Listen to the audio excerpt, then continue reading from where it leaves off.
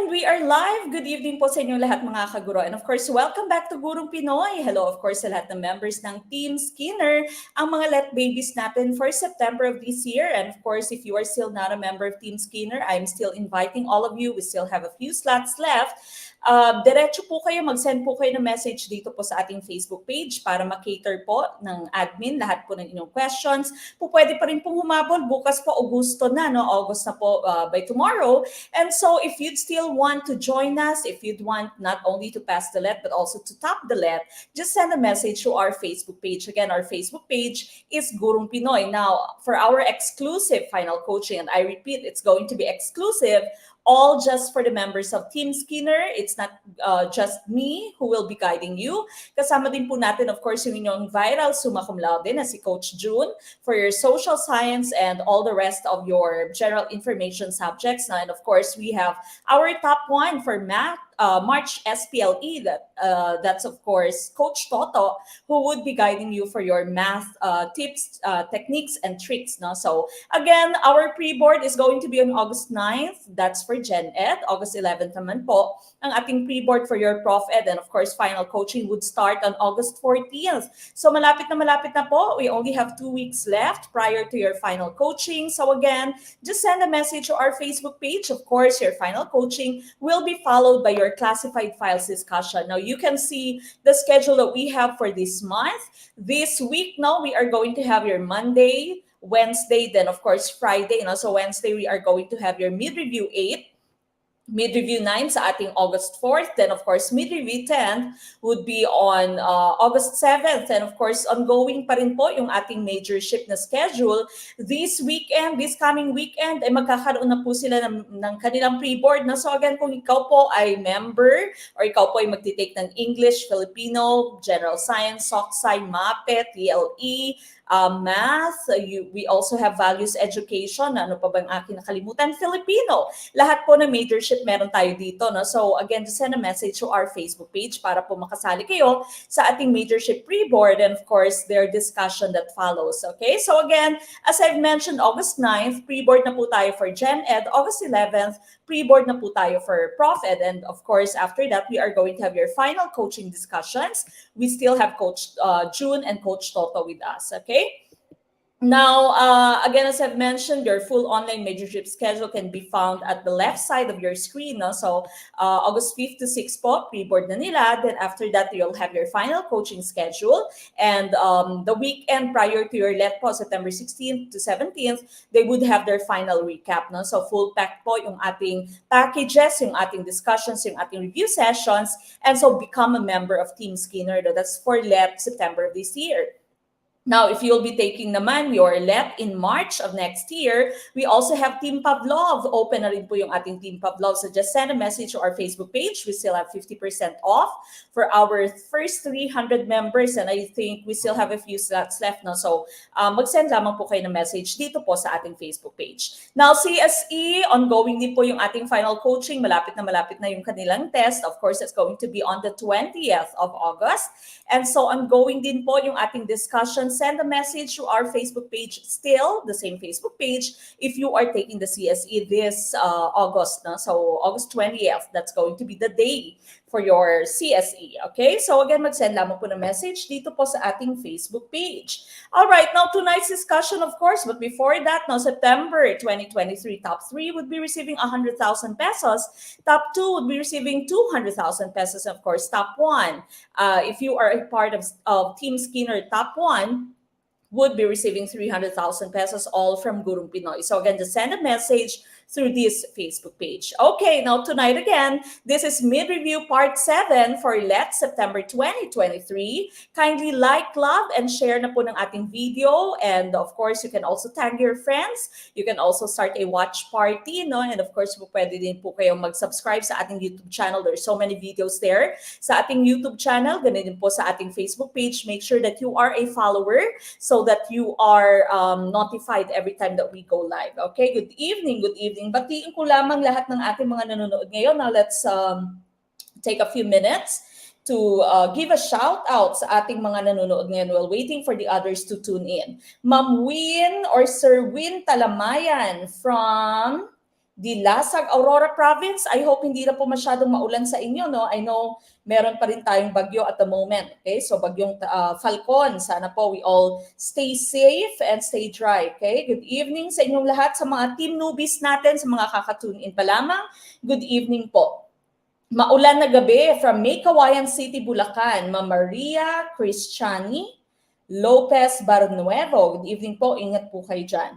Okay, good evening sa lahat ng ating mga kaguro. Ano po yung classified files? Classified files, ito po yung mga secret files natin. No? Dito po yung mga items that we know you would see in your upcoming licensure examination for teachers. And of course, this is all going to be exclusive for Team Skinner. Okay, good evening from Pikit, Paranas, Samar. Ma'am or Sir Casey Pubs Frothy Meal. Good evening po. Okay, sino pa ba yung mga team newbies natin? Good evening po sa inyong lahat. Ma'am Rose Ann Valdez Mendoza. Hi Ma'am Mek, Team Brunner po ako. LPT na po ako ngayon. Sobrang galing talaga ni Ma'am Mek. Legit ang maririnig mo yung boses ni Ma'am Mek habang nag-exam. Good evening and of course, congratulations. Isa po siya sa ating mga LPTs na si Ma'am Rose Ann Mendoza. Good evening po. Ma'am Rosemary Camugal from Palawan. Good evening.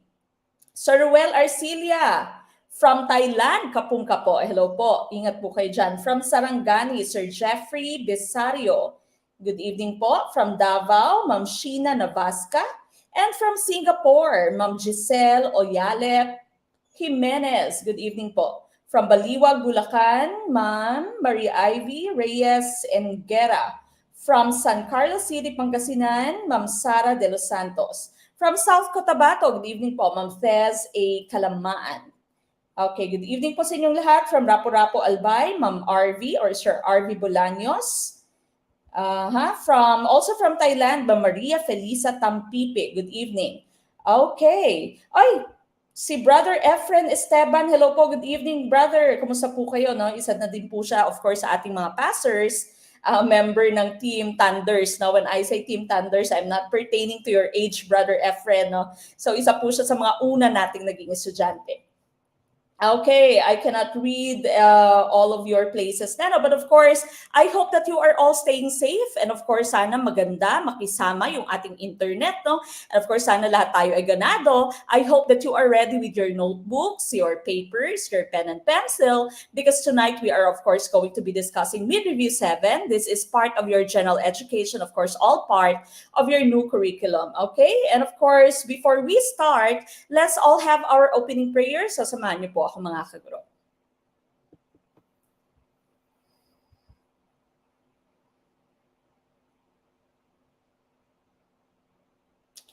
Dear Lord, I come to you to ask for your guidance and direction in this study session. I ask that the Holy Spirit fill me with strength, creativity, and understanding to get through my studies without difficulty or sin. Help me hold my focus and attention. Help me to retain all that I learned. Please make my mind sharp and keep distractions at bay. If any part of my studying is weak or lacking in some way, let it be revealed so that I may correct it. Thank you for this opportunity to learn. Amen.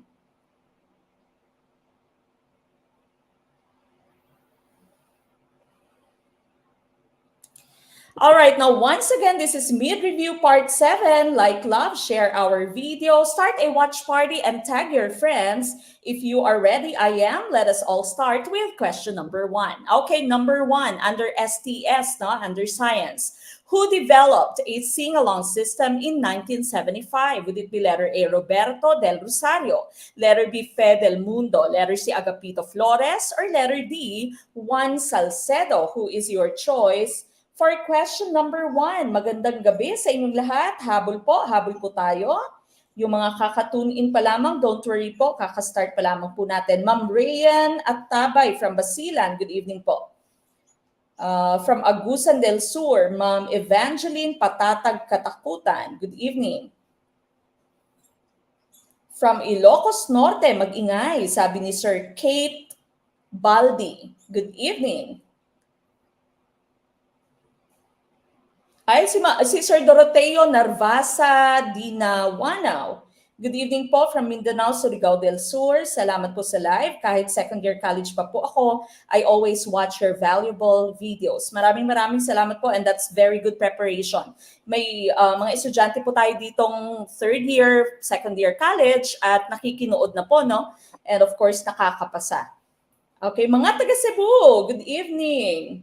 Maayong gabi sa inyong tanan. Nakakamiss manood ng mga live mo, Mamek, Team Piaget, at nakapasa last October 2022. Sir Jollibert Prasio, good evening po.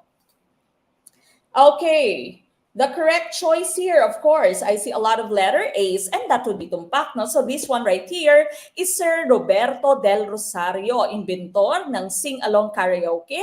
Siya po yung may kasalanan kung bakit ang ingay, no, sa mga kalsada ng Pilipinas. And as you know, yung mga foreigners, whenever they talk about Filipinos, no, yung kanilang idea or yung kanilang impresyon sa mga Pilipino, lahat daw ng mga Pilipino marunong kumanta, no? So hindi pa siguro nila nakikilala yung aking asawa. Okay, so kaway-kaway sa mga singers dyan. And of course, ganun din po sa mga tumutula, no? Sa mga mahilig kumanta pero walang hilig ang kanta sa kanila, no? Good evening po sa inyong lahat. So letter A po, ang ating tumpak na choice dito, no? So meron po actually isang Japanese na nag-claim na siya yung unang nakaimbento ng sing-along system, pero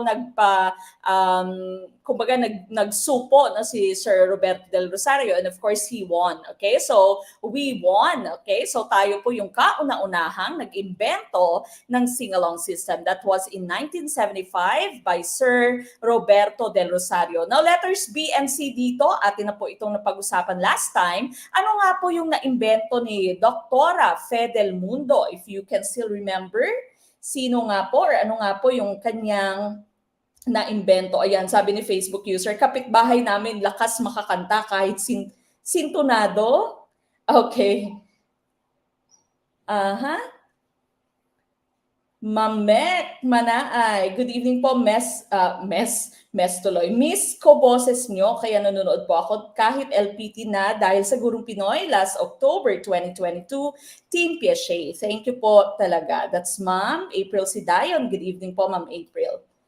Okay, ayon, improvised incubator. That's correct, no? So improvised incubator po, yung kay letter B, Doktora Fe del Mundo, at lumalabas din po sa let, no? Ano yung ginamit niya sa kanyang improvised incubator? Yung ginamit po niya were basket, no? Ayan, laundry baskets. Sabi ni Ma'am Jeremy Estelia Tukib, no? Laundry basket incubator, improvised. Tama po. Okay, now we've mentioned that si Sir Agapito Flores naman po ay false, fake news po, no? Fake news po yung pagkakasabi, pagkakalahad, or pagkakakwento ng mga marites na siya po yung nag-imbento ng fluorescent lamp. Okay, so hindi po totoo. Hindi po si Sir Agapito Flores ang nakaimbento ng fluorescent lamp. Now what about letter D? Si Sir Juan Salcedo naman is known or was known for rice enrichment by thiamine and other nutrients, including iron, that can solve beriberi, then a leading cause of death in the Philippines. Okay, so during the time that he invented or he was able to enrich rice, maraming namamatay dahil sa beriberi, no? But because of his invention, of course, na-solve, no? So hindi na masyadong marami ngayon ang namamatay, of course, sa beriberi. We all know beriberi is a deficiency in vitamin B, no? So usually kapag ikaw ay buntis, binibigyan ka ng mga gamot, kasama na po dyan yung vitamin B to avoid having beriberi. Okay, so that's letter D, Sir Juan Salcedo. But we were looking for letter A here. So tumpak po ang letter A, mag-ingay. Lahat ng mga nakatumpak. And of course, sa mga liwak naman, alam nyo na kung ano yung gagawin. Move on kaagad. All right, we go to number 2. A ball is drawn at random from a box containing 4 red, 5 white, and 3 blue balls. Find the probability that the ball is not white. Would it be letter A, 7/12, letter B, 3/4, letter C, 2/3, or letter D, 5/12? What is our choice for number 2? Good evening po sa ating mga newbies, mga kakatuniin pa lamang. Habol po kayo. We are still at number 2. Okay, so again, if this is the first time that you're watching us, we are Gurong Pinoy, your #1 online review program, of course, and review choice, no, for licensure examination for teachers and of course for civil service examinations. Okay, dito ako nagkamali kanina, sabi ni Facebook user. At least po alam mo nang mali kayo, no? So next time, you have to already be careful. Now, this right here, of course, is a math question. It's a very easy math question, no? But we have to always be careful. Basta ang iiwasan na natin sa math po ay huwag tayong maging careless, okay? So, be very careful, especially with what the question is looking for. Okay? So sabi dito, ang bola daw ay i-draw at random. No? So randomly, you are going to take a ball from a box. Now, yung box mo ay may 4 na pulang bola, 5 puting bola, at 3 asul, no? 3 blue balls. Now, find the probability that the ball is not white. Dapat hindi puti, no? So hindi po puti yung ating hinahanap na probability.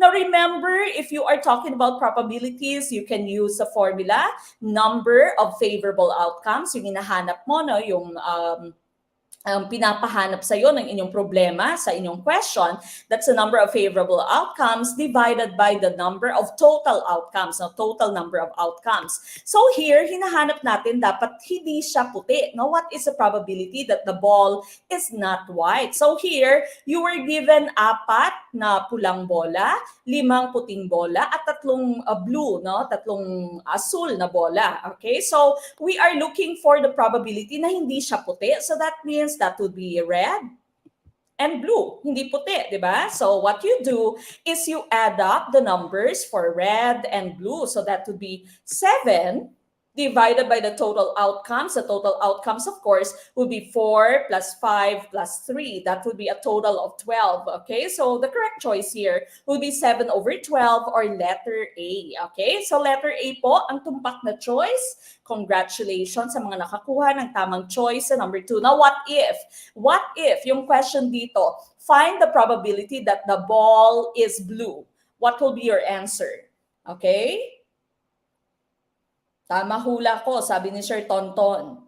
Sana all manghuhula, Sir Tonton. Okay, what if? Yung question natin, what if the question tells you, find the probability that the ball is blue? Okay, what will be your answer? All right, I see 3/12, 3/12. At meron din nagsasabing 1/4, no? So 3/12 at 1/4. So again, what if the question is find the probability that the ball is blue? Okay, so if you are looking for that probability, that would be 3. That's the blue ball, diba? 3 divided by total number of outcomes would still be 4 plus 5 plus 3, which is 12. Okay, so 3/12. But remember, this cannot be your final answer, no? Sa ating pong fractions, when you are dealing with fractions, you should always write it in simplest term. Okay, so dapat po isulat mo ito sa simplest term, no? So you look for their GCF, then of course you divide both the numerator and the denominator by their GCF. In this case here, the GCF of course would be 3, di ba? So 3 divided by 3 is 1, and 12 divided by 3 is 4. And so your final choice there, your answer would be 1/4. Dapat po 1/4 ang inyong sagot if that would be the question. No? Kapag yung question is, what is the probability that the ball is blue? If merong choices na 3/12 and 1/4, 1/4 po ang inyong pipiliin. Okay? So, simplest term lagi. Alright? So, 1/4 would be the answer for that item. What if the question is, find the probability that the ball is white? Okay? Find the probability if that the ball is white. Kapag ganun naman po yung question, no? Kasi dito sa question natin, that the ball is not white. What if the question is, find the probability that the ball is white? Okay, I see a lot of 5/12s, 5/12s. And of course, that would be right, no? So 5, that's for your white balls, divided by the total number of outcomes na 12. Okay, so wala namang GCF, yung 5 and 12, no? Except for 1. And so 5/12 would be your choice. Letter D, yung inyong magiging choice if that is your question. Okay, but for number 2, letter A po ang ating tumpak na choice. Sana po gets na, no? Easy lang naman yung probability natin na question. All right, we go to number 3. GMOs are modified to do different roles. Which of the following statement shows fortification? Letter A, genetically modifying plants to resist natural discoloration. Letter B, genetically modifying plants for additional nutritional value. Letter C, genetically modifying plants to tolerate certain amount of herbicide. Or letter D, genetically modifying plants to release chemicals that resist certain virus. What is our choice for number 3? This, of course, would still be part of science. Okay, still part of your science. Okay, I see letter B sa ating question number 3. Bibilis ng Team Skinner babies. Yayapag na naman. Okay? So again, we are talking about your GMOs here. Anong ibig sabihin ng term or ng acronym na GMO? Okay? Ano nga ba yung ibig sabihin ng GMO? Without using your Google, what does GMO mean? Okay, GMO, ano pong ibig sabihin ng GMO? Kapag ka narinig nyo yung term na GMO, ano po yung ibig sabihin nito? Genetically modified organism. Tama si Sir Robert. Abapo, okay? So, genetically modified organism. So, kumbaga, isa siyang organismo na minodify, no? May changes sa kanyang genes. Of course, we can do that in the lab, no? So, ginagawa ito ng ating mga scientists.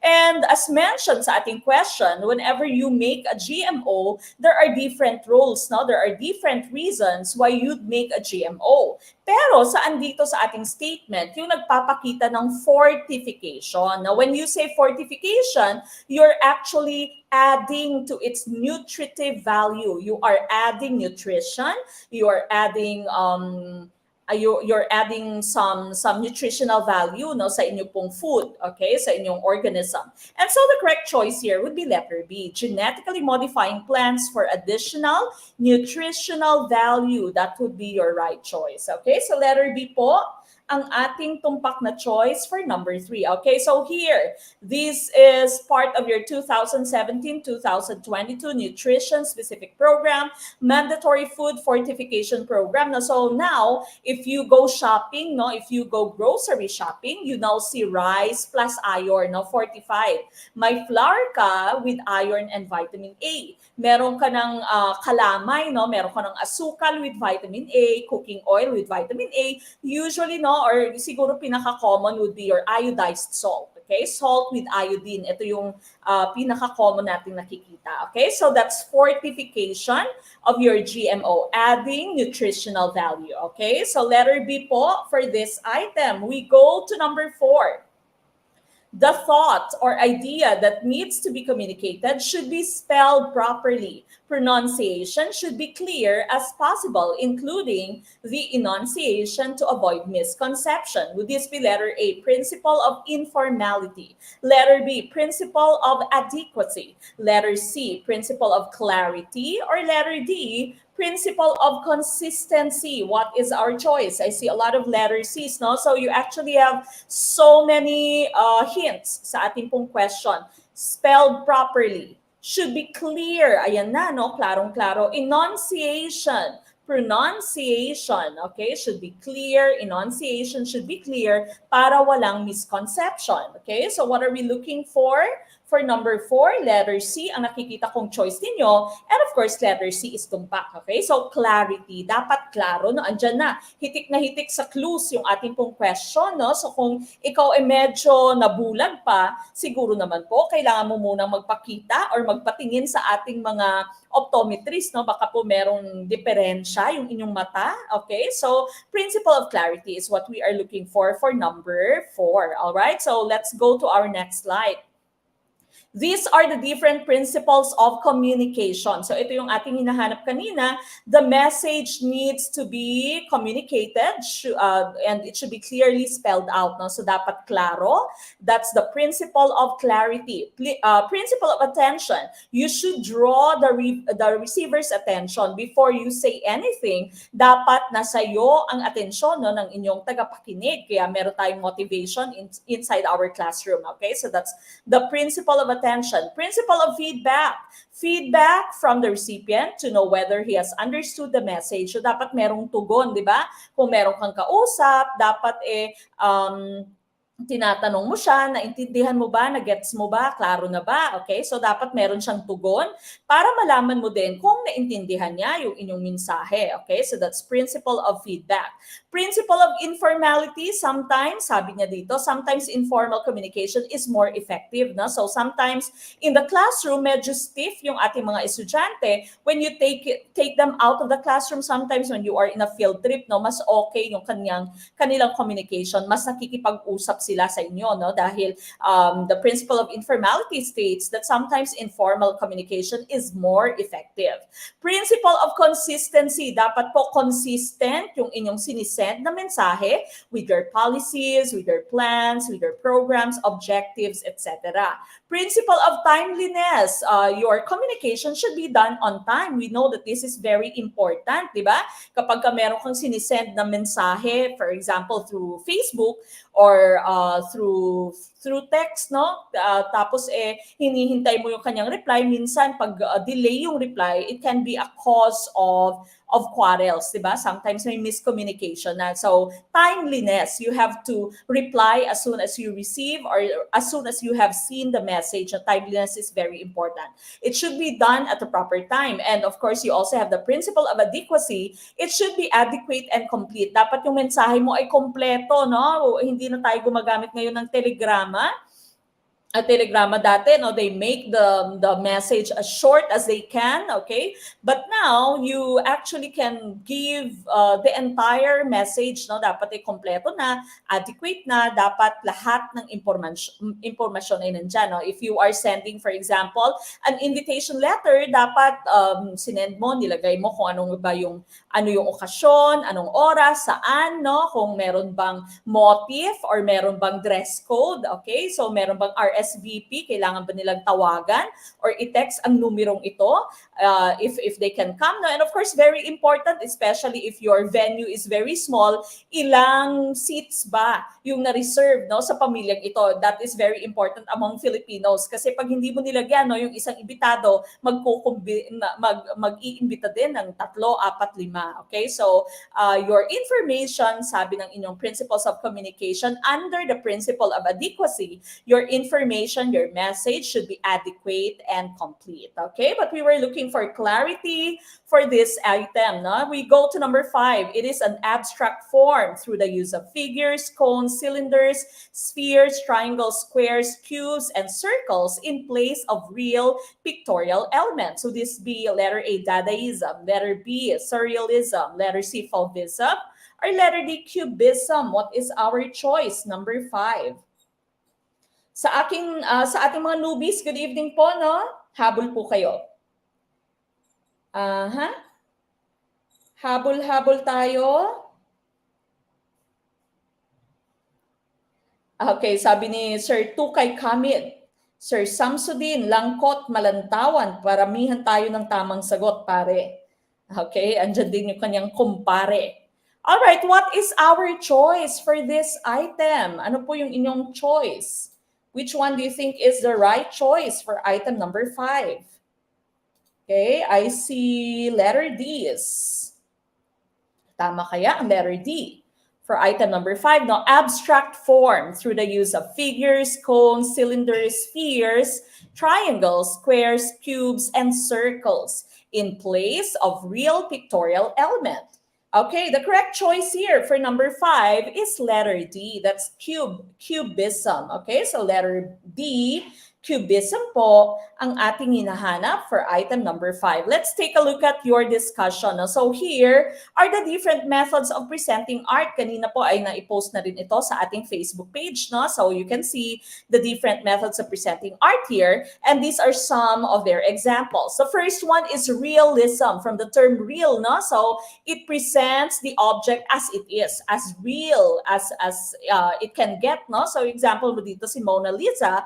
Of course, this this is a portrait, and so the painter, no, Leonardo da Vinci, tried to paint her as real as he can, no? So that's realism. Symbolism, presenting something invisible, okay? So that means you are using symbol to present something that is invisible, something that is intangible, yung hindi mo nahawakan. Example, no, using symbols like this for peace, or this, no, for peace. This, the dove also symbolizes peace. Okay, so that's symbolism. Fauvism, this one right here is used for ethical, philosophical, or psychological themes. And fauvism also uses your loud colors. So matitingkad na kulay yung ginagamit ng fauvism na medyo malalim, okay? Yung mga tema sa inyong fauvism for ethical, philosophical, or psychological themes. Dadaism, this uses explicitly political undertones as a protest to World War I slaughters. Okay, so this actually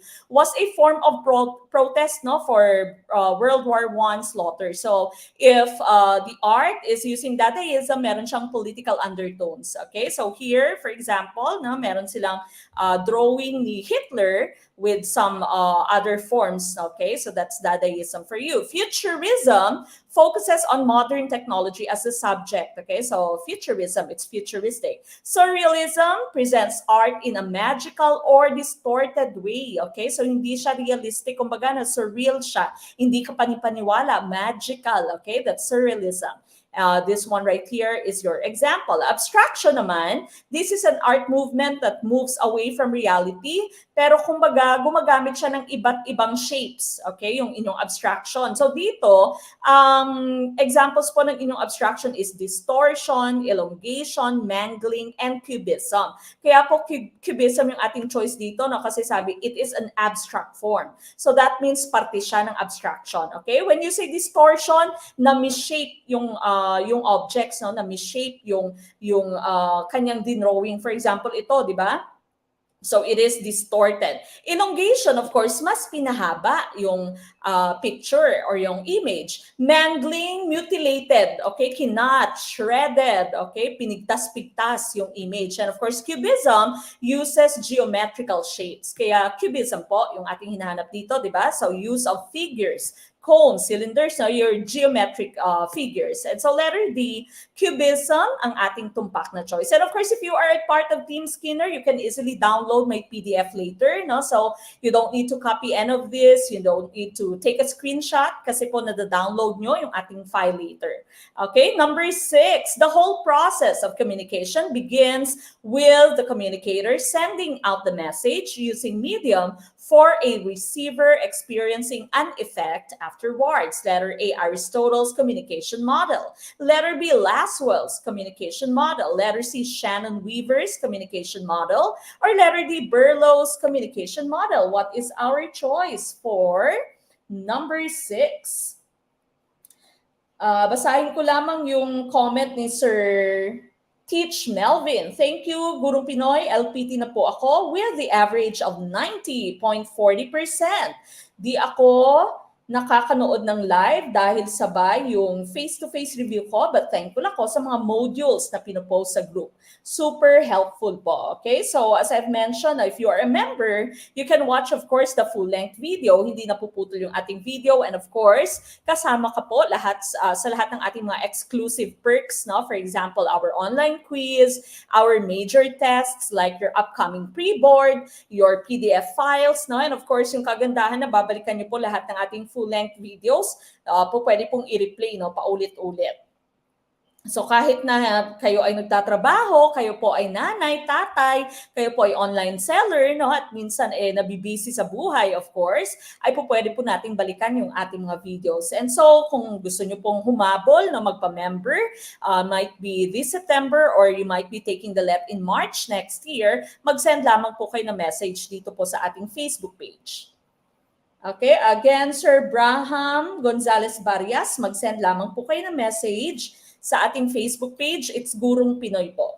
Okay, because Sir is currently watching sa ating YouTube channel. Na. Okay, mukhang iba-iba. Yung ating choice, may A, may B. Aha. Okay, B. Sabi ni Facebook user, B. Okay, sa mga na-late po, habol po tayo.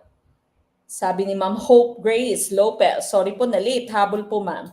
Okay, letter B, karamihang choice niyo. And of course, letter B po ang ating tumpak na choice dito. And of course, if you are a member of Team Skinner, medyo deepening na po tayo, no? Napagdaanan na natin lahat ng items na to at binalikan lamang natin, no, lahat ng items from the different subjects under the new curriculum na atin na pong na-discuss. Okay, so sabi dito, the communicator sends a message, the receiver receives it, and of course, the receiver experiences an effect afterwards. Okay, so that's Laswell's model, no? So ito po yung Laswell's model. Last time, meron din tayong question regarding Laswell's model.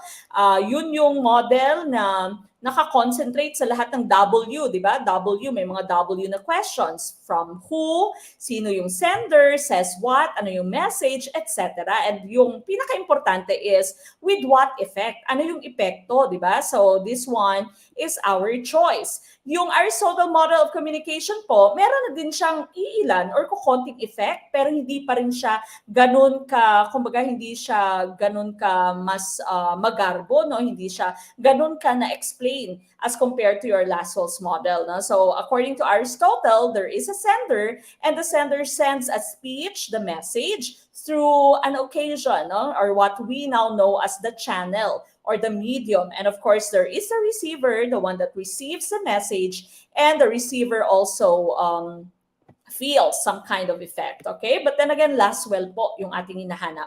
Now, what about the rest of your choices? Ito po yung Shannon Weaver's model of communication. Shannon Weaver po ang tinatawag nating mother of all models kasi ito na po yung kompleto. Kumbaga, merong feedback, okay? So, the sender sends the message, through a channel, merong noise, no? May noise factors pa, and then the receiver gives the feedback. Okay, so my feedback, my reply, yung inyong receiver. That's Shannon Weaver's model of communication, the mother of all models.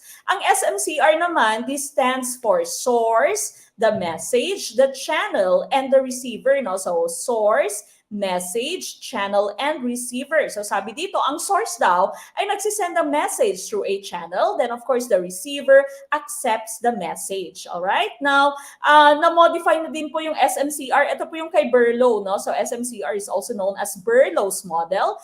And this has also been modified to SMCRN. Yung dinagdag po nila, N here, would stand for noise. Okay? But then Laswell po, yung ating hinahanap. Letter B, ang ating tumpak na choice. Kapag ka-blurred po, ma'am, hanapin nyo po yung setting na icon at i-click nyo po yan, change video quality into something, into a quality that's higher. Okay, so i-change lamang po yung inyong video quality. All right, we go to number 7, the longest revolution recorded in Philippine history. This is part of your Philippine history. Letter A, Francis de Gojoy's revolt. Letter B, Cagayan and Dingra's revolt. Letter C, Andres Malong's revolt. Or letter D, Agustin Sumoroy's revolt.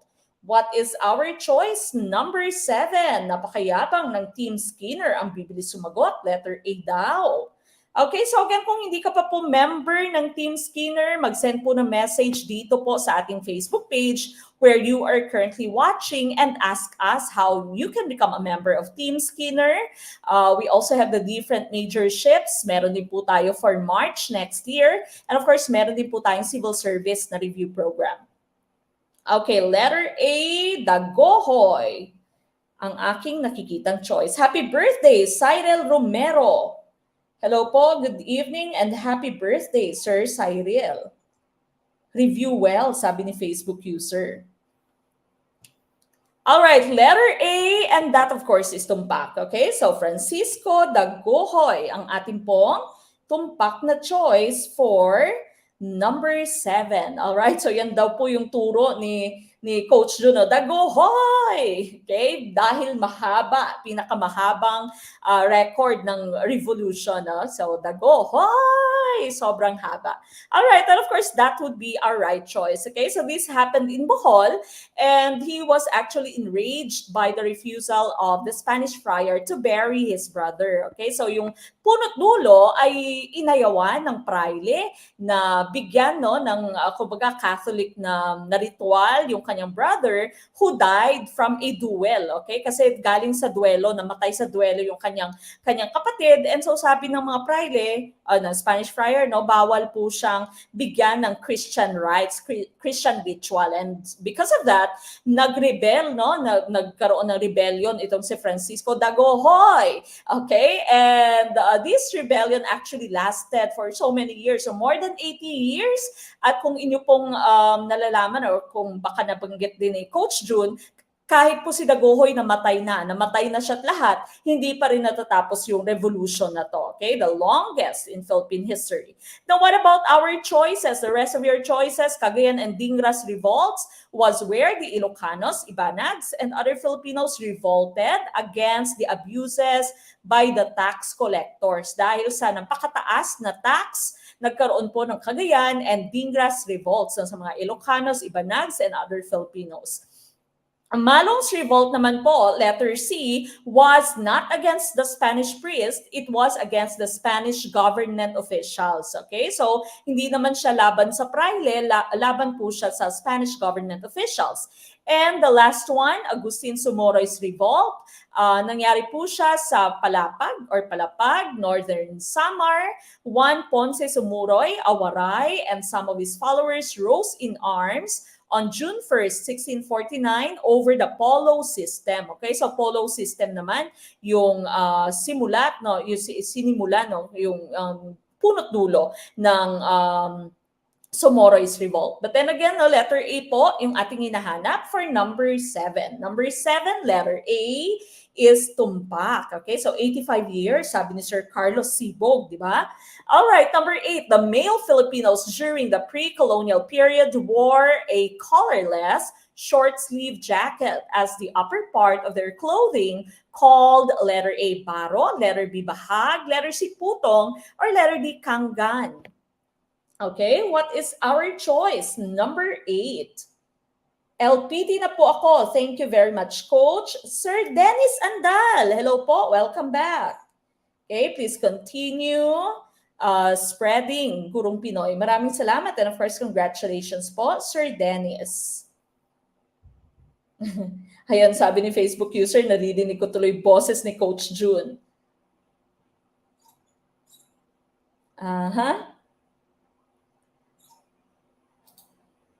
Okay, so sana no, yan po yung mga marinig yung boses habang kayo nag-e-exam, no, yung boses ko, yung boses ni Coach June, yung boses ni Coach Toto, at boses ng lahat ng mga coaches natin dito. Okay, para mas ganahan kayo and of course parang meron kayong mga konsensyang tagabulong habang kayo ay sumasagot, no? May nag-guide habang kayo po ay sumasagot sa inyong lab para of course maging LPTs na kagaya ni Sir Dennis and the rest of our LPTs. Okay, number 8. I see letter D is for number 8. Kangan or kangan, no? Kangan or kangan, and that would be the right choice. All right, so here, ang ating paglalarawan, estilo or uri ng kasuotan sa pre-colonial. When you say pre-colonial po, na bago dumating yung ating mga mananakop, bago dumating yung mga Kastila. Okay, so that's pre-colonial period. Ang putong po, letter C mo, kapirasong tela na iniikot sa ulo, no? Kumbaga para siyang sombrero, no, sa ulo. Kangan or kanggan, ayan, pang itaas na damit na walang kwelyo at manggas. Okay, so pa-flex ng abs si kuya. Ang bahag naman, of course, kapirasong tela na ginagamit pang ibaba. Okay, yung baro, of course, ito po yung kapares ng inyong saya. Okay, so barot saya. So letter D, kanggan or kangan po ang ating hinahanap. Tumpak. Okay, we go the first program, no? The first computer program po yung ating pinag-uusapan dito. Letter A, Alan Turing. Letter B, Ada Lovelace or Ada Lovelace. Letter C, Charles Babbage. Or letter D, Tim Berners Lee. Sa mga na-late po, habol po tayo, no? Okay lang po. Mamamay Alceso. Okay, na-late. Pero okay lang po yan. Habol po tayo.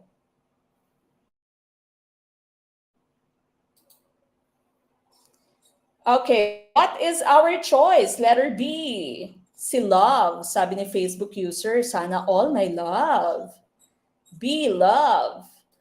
All right, number 9, I see letter B is, and of course, the correct choice is letter B. No? So, tinalo niya lahat ng mga lalaki sa ating choices. No? Ada or Ada Lovelace, English mathematician and considered as the world's first computer programmer. She predicted that machines could be used to compose music, produce graphics, etc., etc. Okay? Magsulat ka ngayon ng breakup letter, pwede ka na pong maghingi ng tulong, di ba, kay ChatGPT. Okay, so meron ng mga programa na meron ng mga AI. Okay, but here, letter B, Ada Lovelace, of course, yung ating pong tumpak na choice. So Alan Turing, what about Alan Turing?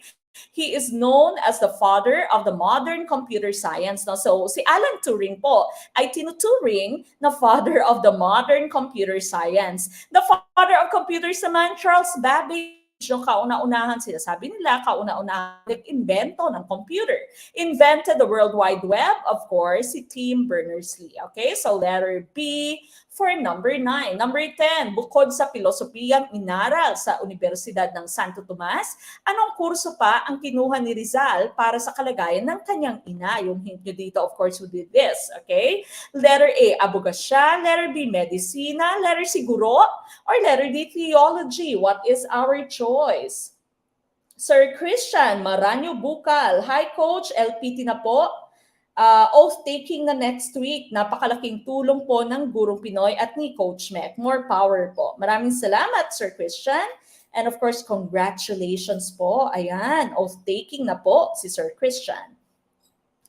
Okay, letter B for number 10. So again, if you are not a member of Team Skinner, I am inviting all of you, magpa-member na po kayo para dire-diretso po yung inyong panonood. And of course, you can join our major tests, your pre-board, no, final coaching natin, nababalikan po lahat ng videos, may classified files din po tayo, may last-minute tips, and of course, na-download po lahat ng ating files dito po sa Team Skinner. Okay, number 10, letter B, and that of course is tumpak, no? Ano nga ba yung kalagayan ng kanyang ina? Yung kanyang ina during that time ay nabubulag na po, no? And so, he wanted to become an eye doctor because of the condition of his mother. Okay, so letter B, medicina ang kanyang pinag-aralan. All right, number 11, to understand what the sender means, one should focus to every single detail in communication by considering the emotion, behavior, manner, and gestures so they can respond properly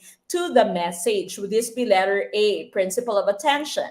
Letter B, principle of adequacy? Letter C, principle of consistency? Or letter D, principle of feedback? What is our choice? Number 11. Okay, 11, ano po yung ating choice? Para maintindihan mo, no, sabi ng 11, para maintindihan mo kung anong ibig sabihin ng inyong sender, to understand what the sender means. Okay, you have to focus. Your hint here, no, is the term focus. You have to focus to every single detail. Okay, so you have to consider the emotion,